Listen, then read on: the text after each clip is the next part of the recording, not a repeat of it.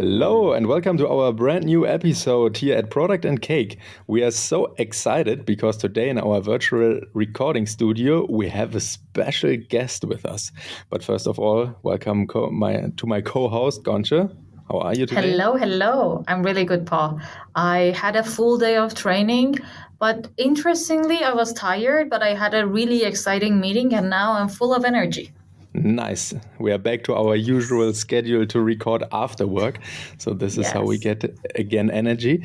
And today, even more energy because I'm so happy to welcome Kareem Mayan in our podcast. How are you?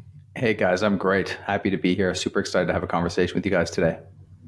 Thank you so much for joining us. Yes, that is awesome. And Kareem is a very experienced product manager. I assume you most likely had various roles in your career that spans already 23 years. And there are so many interesting stations I'm happy to dig into and to learn more and to benefit from all of your experiences. So we have a lot of nice topics, but before we start into this meeting, we want to create somehow a human connections. And that's why I want to start with our famous check-in question. And today, Kareem, I want to ask you, which routines give you energy? Oh, that's a great question. So we were talking earlier in the pre-interview about our Aura rings, Paul and I, Ghonche, before you joined. And I will say the Aura ring has been foundational to help me exercise more. And that is an absolute routine that gives me a ton of energy. So I normally, I'll either I'll either bike, walk, lift weights, play tennis, sometimes rock climb. But I try and do something every day. And I find that I've just started exercising in the morning. I'm not a morning person, but when I do exercise in the morning, I find that the rest of the day I have a ton of energy and I'm just better dad, better husband, better person, better co-founder, better, everything. So that's one of the big ones, Paul, definitely. Yeah, nice. That's awesome.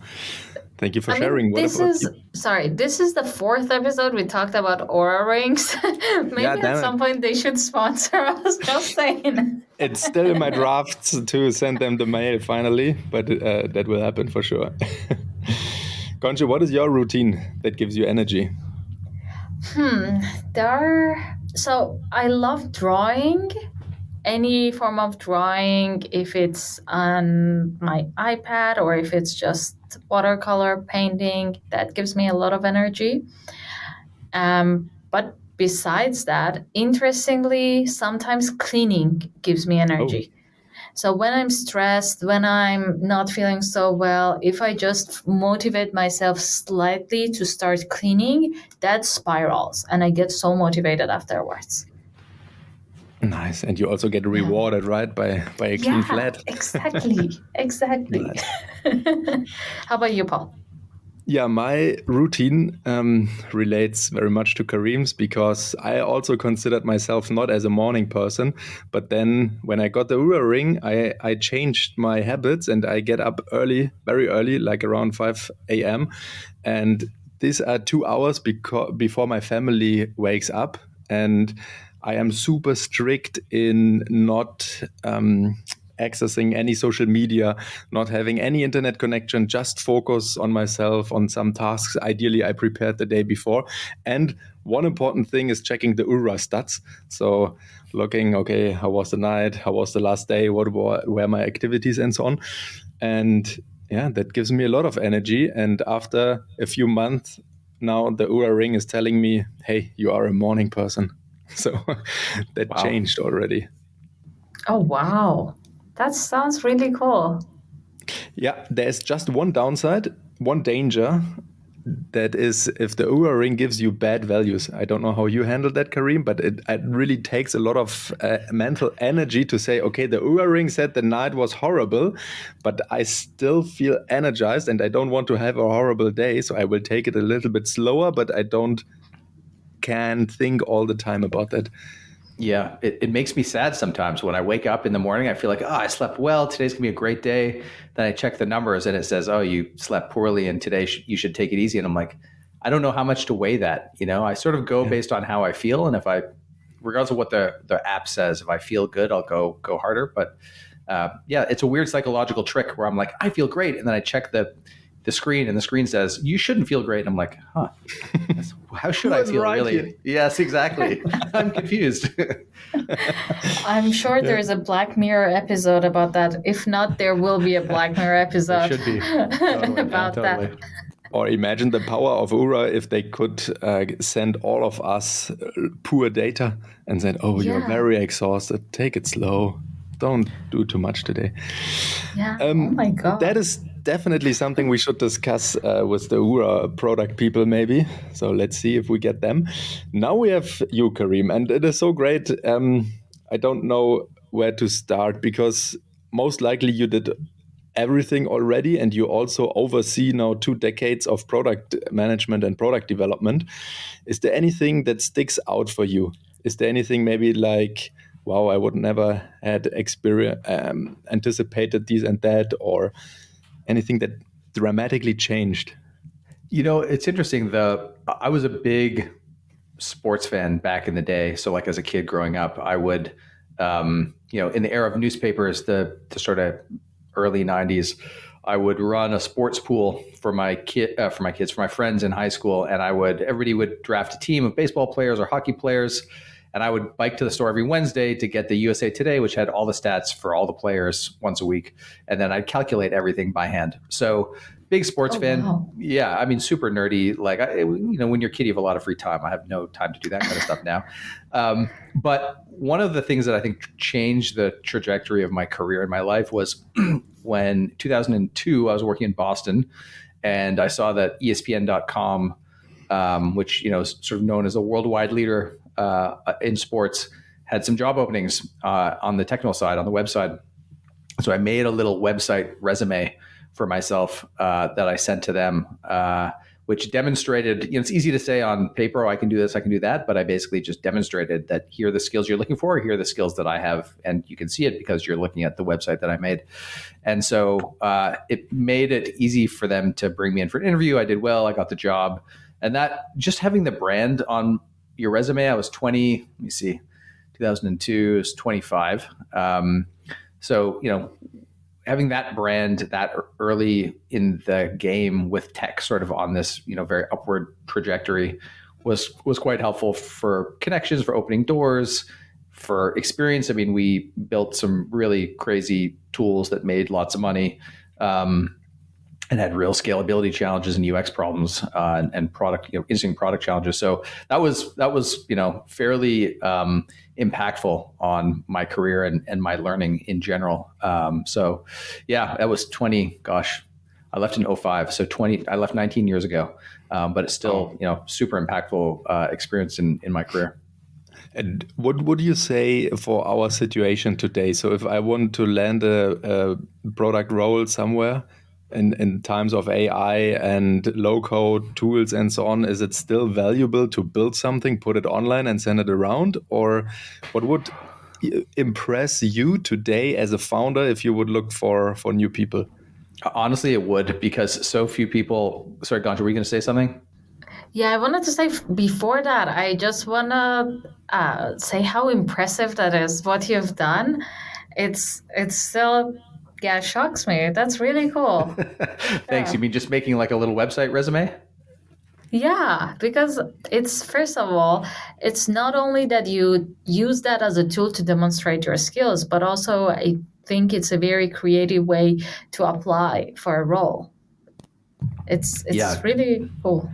I'll be honest, I stole it from a friend who applied for another job at another company. And I was like, oh, that's a really good idea. I should file that one away. And so 4 years later, I was like, oh, I'm applying for a web dev job. I should, what really better cool. way? So yeah, Paul, to answer your question, I think the answer is yes. I think it would absolutely stand out because so few people do it, right? On the hiring manager side, you got to think about their experience. They've got, hundreds of resumes. They're in some applicant tracking tool, there's some keyword layering on top of it. And, when you get an email that says, hey, here's my resume and it's an URL, you're going to click the URL and check it out because nobody else does that. It's obvious that the person who does that really wants the job and cares enough about putting their best foot forward. that they didn't just go and, change a couple things in a Word doc or Google Doc. They actually went above and beyond. And so when I'm hiring, those are the kinds of people that I want to hire, people who are excited to work here. And it was actually interesting. One of the things I didn't realize at ESPN was even on the technical side, they would ask, they screened for sports knowledge first and then technical capability. And so they'd say, oh, like, name the commissioners of all four, big leagues in the US, and name the teams, the baseball teams in the American League East Division, and what's your favorite sports story, of the last 10 years. And so unintentionally, I added some of those kinds of things that, that showed that I was a real sports fan to the resume or to the website. And so when they saw that, they're like, oh, this kid can not just make websites, but he actually cares about sports. And so it sort of helped them make it an easier yes. But just being interested in the domain, I think in general is sort of key, right? If you're excited about what the company's doing, and then show that you're willing to go above and beyond, you're going to be, I think, a lot more likely to get a look by a hiring manager. Yeah, I think that's very useful. Do you also, in your current company, ask similar questions about people's interests? But I think it's a slightly different situation. But if you had a direct-to-consumer product, would you have done that? Yeah, it's a great question. So my friend who works at ESPN, when he was single, he was living in New York, and he said, when I showed people my business card or talked to people about at the bars, at night, talk to people about where I worked, I would get more contact info from guys than from women. And he's straight. So he was like, it was those 4 letters, ESPN, were very exciting to a lot of men who want to work at ESPN and talk about sports all day. So it's a little different, I think, for B2B versus B2C, right? But I will say, like, we hired a head of sales at Savio, the company that I co-founded, probably about a year ago. And one reason we were really excited about working with him was because he had experienced the problem that we solve viscerally from the sales side. So we help, sales and CS send product management feedback and help product prioritize that using revenue metrics. And so one problem that sales folks have is they send feedback to product. They might put it in a Slack channel or put it in a spreadsheet or, send emails to product, and product gets the stream of anecdotes. And that's not really useful to product management. What product wants is like a structured set of data that they can slice and dice and organize. And so sales gets really frustrated because they're like, I'm sending product data, but it feels like it's going into a black hole. Product is frustrated because they're like, sales is sending me all this crap that I can't really use. It's not organized. And so Dan, our head of sales, had really experienced that problem and was really keen on what the work we were doing, because he saw, that we had a solution that he would have liked to have used at his previous companies. So B2B's hiring is a little different from B2C for sure, but you can find people who have experienced the problem or who are interested in solving the problem, sort of depending on your domain. Definitely. And today the technology is changing so fast, and also the world around us is changing a lot. So you want to have people who are really motivated, who care about the domain, who really, you have somehow a human connection, right? So at the moment, it's still not the AI who's doing everything for us. So still humans, and humans need connections. I'm totally believer into that. Kareem, maybe you can tell us a little bit about your story. I mean, you pitched us already a little bit what Savio is doing. That sounds very great. But how did you take the courage to found the company? When was that? And is there some enlightening moment that made it absolutely clear for you to take that step right now? Yeah. So we started Savio. We started customer dev in 2018. It's the 4th company that I've run and the 3rd with my current co-founder.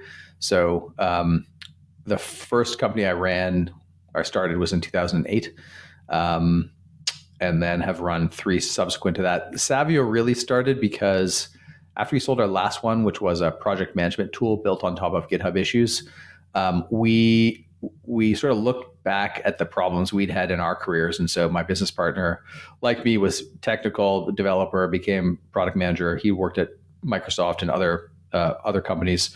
One of the main problems we both had was we had all this feedback as product managers, and we felt like when it came time to prioritize, we were making not our confidence level was not high that we were building the things that our customers wanted. And it was a problem we'd had at the company we sold, most recently just starting Savio. And we looked around in the market and we said, nothing out here solves the problem in the way that we would have wanted it solved. And so we did customer dev and found that a lot of PMs agreed with us. And so went from there. But the initial impetus to start a company in 2008 was just that I was working for Fox Interactive Media, so the company that owned MySpace back when Facebook was bigger. And I was earning a bunch of money, and I was like, I'm earning a bunch of money, but I was director of product in the R&D group there, and I was like, project forward a year from now, I sit here in this, in this cube, or I go out and start a company. In which scenario will I be more valuable and have learned more and have a wider network and be happier? And so I took a 50% pay cut to start the company. I left Fox to start the company, and it was almost riskier to stay because it was just more static. It was a ladder, that I could climb, but I was not really interested in climbing the ladder. I was more interested in learning and having a chance at a larger exit, and frankly, like being happier and being more in touch, being closer to customers, and being able to make the decisions and sort of captain the ship. So long-winded answer, Paul, to your question, but hopefully that gives you a little more context. Yeah, it is super, super interesting. I would like to dive deeper in this one moment after you sold the one company, and then you just said, okay, we saw already the problem, right? And we had the issue in connecting the teams and aligning them and so on and so forth. And you are a super experienced product person, I would say, right? Because you own multiple roles. Sorry. So how did you get to that problem? Did you pull out all the product knowledge you had and said, okay, we need to build an MVP and we need to set up hypothesis? Or was it more like, okay, damn it, we saw the problem, let's jump on it? Or how was from the product perspective your decision making process? Yeah, so we had experienced the problem, so we knew that it was a real problem. Like at the company that we had just sold, we had experienced it for, at that time, I'm guessing 15, 18 years each, as well in our other roles. So we knew it was a real problem. The question was it valuable enough for other people to pay for? We assumed that if we had it, other people would, and that was borne out pretty quickly. But the approach was, step one, go talk to as many people as we could in our networks. And product people about whether they had the problem, how valuable it was, how they were solving it today, whether they could imagine switching to a better solution. And when we got enough positive signal from that, we ended up doing some technical feasibility. So we did part of the nature of the product is integrations with tools like Intercom and Zendesk and Salesforce and HubSpot. And so we did some technical feasibility, sort of proof of concept work. And when those things were borne out, we had market demand and we had, technical feasibility sort of checked off. We shopped the wireframes that we'd made to folks that we had talked to who said they had the problem, and refined those. And then we ended up building our V1. Nice. Awesome. Okay, bringing 15 years of experiences to think about a problem or to see it, and most likely you also had a big network at that time, so it was most likely quite easy to get people, right, that are in similar roles or see similar issues. Cool. And I mean, the biggest question I always have is, how many features do I need to build until I can ask for money, right? Or until I can show it to someone, and then if they like it, I can say, okay, this is not free anymore. Yeah, this is a great question. So the first business I started with my current business partner, we both did CrossFit. So this is 2010-ish. And part of, I don't know if you guys know much about CrossFit, but the way that it works is you go into the gym. It's a fitness program, group fitness classes. You go into a gym. The trainer has written the workout on the whiteboard. You do the workout, and then you record how well you did. So everything is tracked. So it could be like, how much did you lift, or how fast did you finish the workout, whatever it is. And what the idea is, you see the progression over time. You lift more, today than you did 6 months ago. You're faster today than you were 6 months ago at this same workout, right? So you can sort of benchmark and see your progress. And so we built a workout tracking app for that. And we went and talked to a bunch of CrossFit gym owners, and we had made the mistake previously of building without talking to customers. And we decided we weren't going to do that. And in fact, we were going to get monetary commitments before we started building. And so we talked to, I want to say 20 gym owners, 10 were interested, and we got commitments to pay from, I want to say 8 of them. And at one point we had a conversation with each other where my business partner said, I feel bad that we're going to charge money for this because it's like a 3-screen app. Like it was very, very light. And this is a long time ago, so the bar was lower for sure. But the point is that it added value. So I would think about it less like how many features does my app need to have, and more about how much value am I providing to my customers, because they will ultimately tell you, whether what you're doing is valuable, because, they will or won't give you money. And that's ultimately how you're going to decide whether what you're doing is valuable enough to them. And so I think the real challenge at the early stage is to figure out, what is it that's valuable enough? What's the smallest sort of chunk that I can build that's valuable enough for somebody to pay for, that's cheap and fast and easy for me to get out the door? That's sort of, I think, the trick for the MVP stage. Yeah, that's very interesting. Also, a great funnel. Like you talked to 20 people, 50% of them were shown any sort of interest. And out of that 50%, 80% gave you a financial commitment. That's a great funnel. So it was a different world. Like it was 15 years ago, 14 years ago, like before that. So I talked about the mistake I made with building before talking to customers. I built an online booking tool for like hairstylists and estheticians, massage therapists. And there were, like Mind Body Online was sort of the big player in the space at the time. And there were probably 10 to 12 people who did that. And I was like, oh my God, this market is so saturated. There's so many competitors. Like, how are we ever going to, do anything?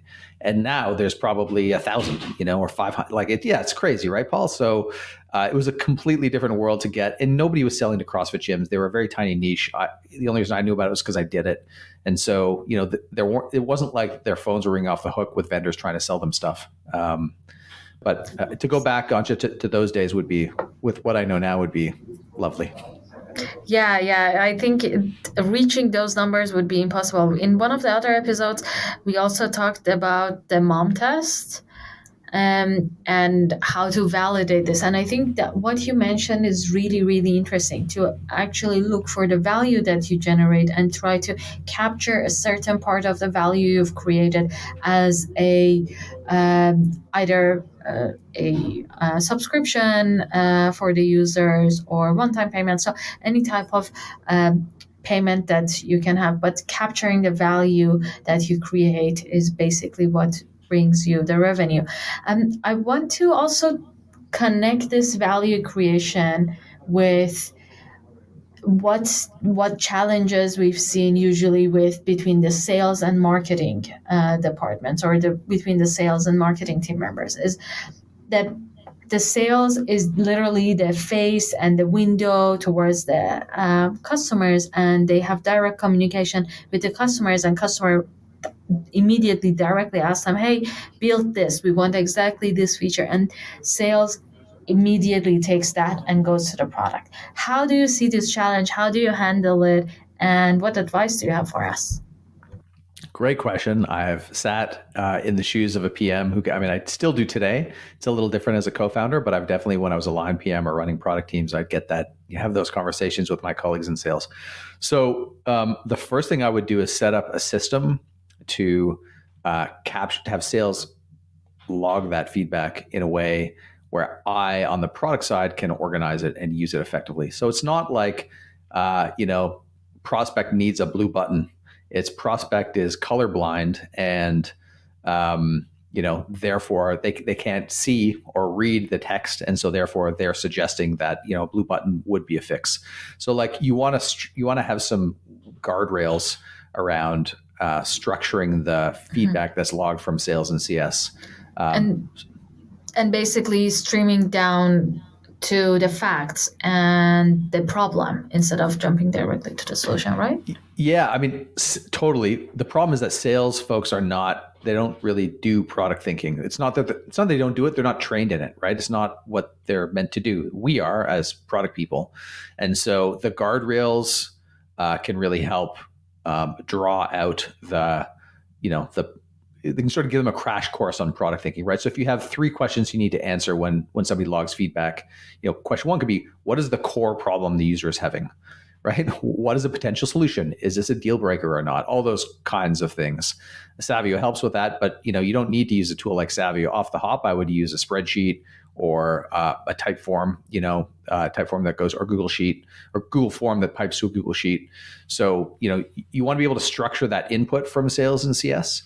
And have it in a form that's organized so that you can then roll things up. So like on the product side, you get your feedback, which is, we need a Zapier integration, right? That I want to integrate with SurveyMonkey and Typeform, and I can't do that. So Zapier integration would be a good fit for that. But then what you want to do is understand how many people need a Zapier integration. You don't want to hear about all the lower level like Typeform and SurveyMonkey and integrate with this app and that app. What you want to know is just roll those things up, those 10 pieces of feedback up to a higher level thing that's Zapier integration. What's helpful on the product side is then being able to understand who those people are who are asking for those features, right? This is where it comes down to the prioritization piece. So are they prospects? Are they in your ICP? Like, are they your ideal customers? Are they active customers? If they're prospects, what's the deal revenue on the line? And so like having that's sort of a missing piece that you can't really get with a general purpose solution like a spreadsheet or piping stuff into Slack or a Typeform. That's where a tool like Savio really starts to help product teams prioritize features that can align with revenue. So when sales says we need a Zapier integration, you can say, great.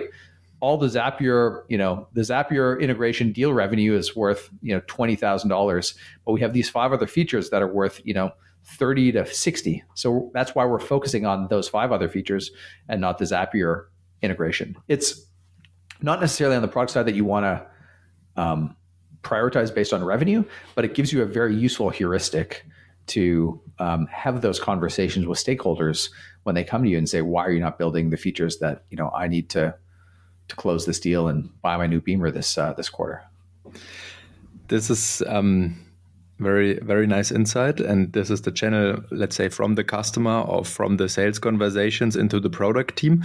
And what are your experiences about designing the back channel to it, right? Because when I had recently this kind of conversations, they said, I want to have feature A. And I said, yes, I understand it. I see the value and the revenue and the need for it and all the things. Good. But, sales team, we are super agile. I can't tell you at this time this feature will land, even though you want to know it because you need to call the client tomorrow and want to tell them something. But I want to be agile. I want to make sure the team is not overloaded, and I want to be flexible enough to react maybe on different things. So what are your experiences in this other way of communication? Yeah, it's a great question. So it's tough, right? Like on the sales side of the house, they want to understand if these things are going to be built, and if they are, then when. And I think that's a reasonable ask. Like earlier in my career, I felt very uncomfortable committing to those things internally.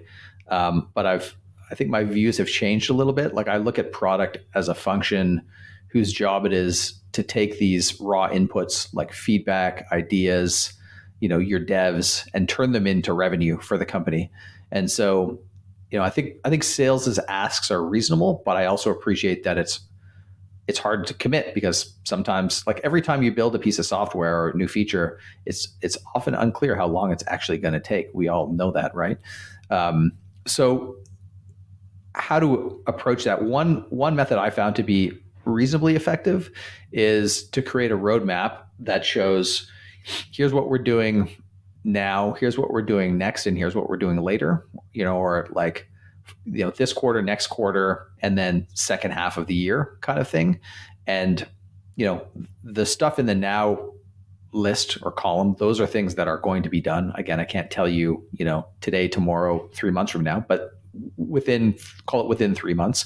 And those are things that you've committed to, right? Those are things that you're going to build.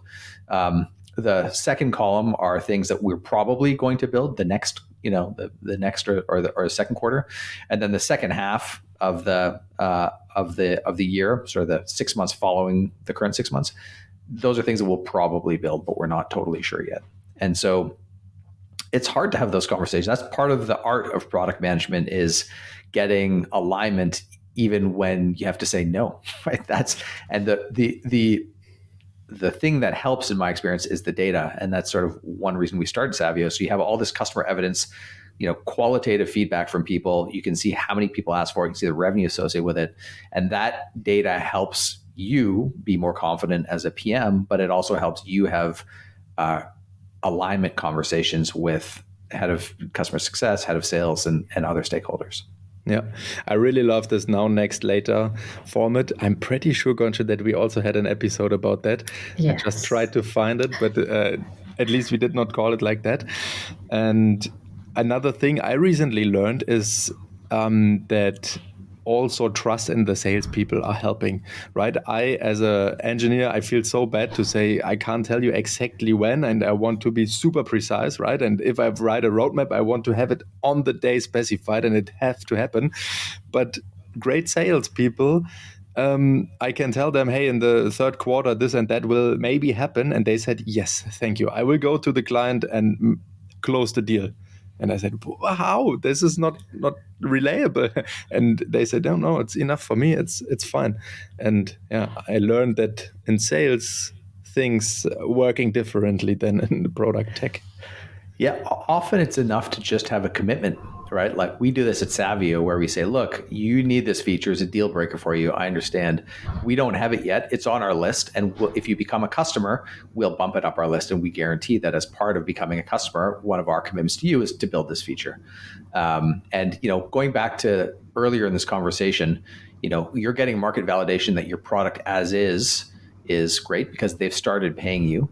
But what they really need is the current product you have plus the deal breaker features. And so when you go, they're trusting you that you're gonna build those things. But yeah, Paul, it's weird, right? The first time I did that, I was like, so you want to use the product today, which is great, and we're going to promise this for you tomorrow. Like my background is as a dev too, right? Like it doesn't do exactly what you want to do in the way you want to do, but you're going to pay us today. Okay, cool. Like let's go with that, and we'll build this feature for sure.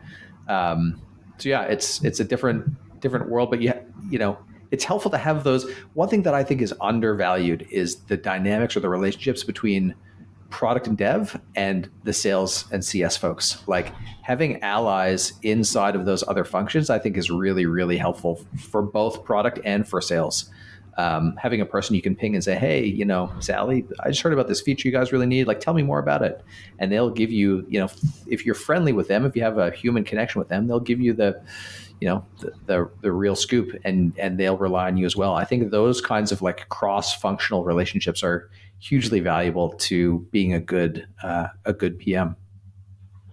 That's a great point, and I think we can connect this all together at this point as well. So what I took from this last part of our conversation is when we have these sort of challenges, when we just get a little bit of a messy client needs this, build this immediately kind of thing, how we can move to collaborating in a cross-functional way together. First would be to build an agreement on how to report this. So you mentioned 3 questions to ask to standardize how we can also compare these against each other, and then have the back channel to report back to sales, to CS team that, hey, we built this or we will not build this. This is the now, next, later format that we talked about, and how we can share this back to the rest of the team that, hey, have in mind at this point in the future, something like this might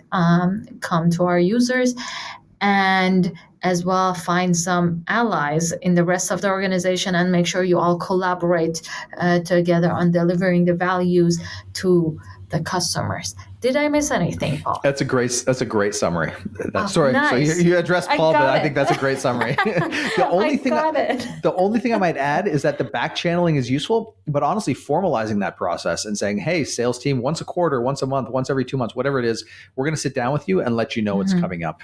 And let you know, what those things are going to, how we think those things are going to impact your ability to close deals, how they're going to differentiate us from the competition, so that when you talk to prospects, you can say, look, you guys really need X, we do X, other competitors do X, but in slightly different ways. So if this is important to you, choose us. If this is, not important to you, choose somebody else. But formalizing that, I think the back channel is good, but having just sit downs with sales and sit downs with CS are quite helpful for both teams.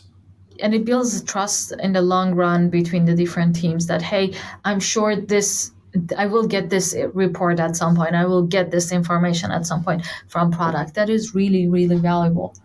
Yeah. It also, I think the trust is also good for helping teams and people assume good intent.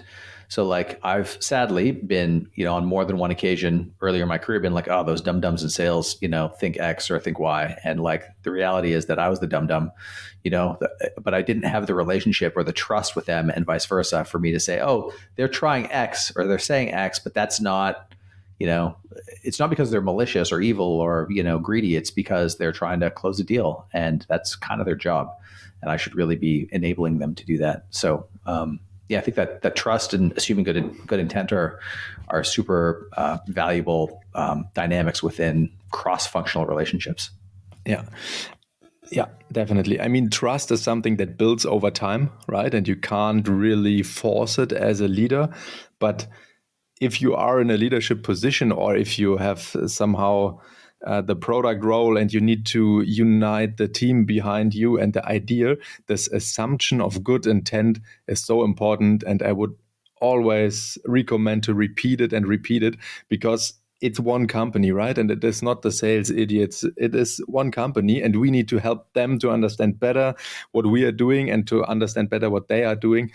Because we as humans, we tend to look for groups, right? We always want to join groups, and then we want to find differentiations against other groups. And doing that inside the company, I think, is a really bad idea. And I see the leadership totally into the responsibility to fight against that. Definitely. I would like to add one more question, because you also combine product and the tech perspective. And I think one thing a lot of engineers are suffering from is the not invented here syndrome, right? If you say, hey, we can use Savio to streamline the sales information into our product team, I'm so sure that one or the other engineer says, I will build over the weekend something that is much faster, much better, and we don't need to pay a bunch of money for it. Just let me do it. And I see that pattern in more or less every decision, right? We need an integration. I can do that. Easy. Could not be too complicated. So do you have any thoughts on that? Yeah, it's funny. The product managers also, this was not something I was expecting, but product managers also behave that way. Like I'll use Airtable and Zapier and I'll wire some things together. The answer is to both groups. Absolutely, you can do that. But I think the key, the one model I find useful when thinking about software or software costs is as an iceberg, right? You've got the part above the water. That's I can build it in a weekend. And then you've got the looming mass that sinks the Titanic under the water that gets no attention once you've got your homegrown tool out there, unless it's absolutely core to the business. And so, it's the maintenance costs, it's upgrading, it's creating new integrations, it's all that kind of stuff. You switch customer service tools and all of a sudden, the MVP you built that supports intercom, now you need to support Zendesk. Well, does that ever get done? Probably not, because you've moved on to building something else this weekend.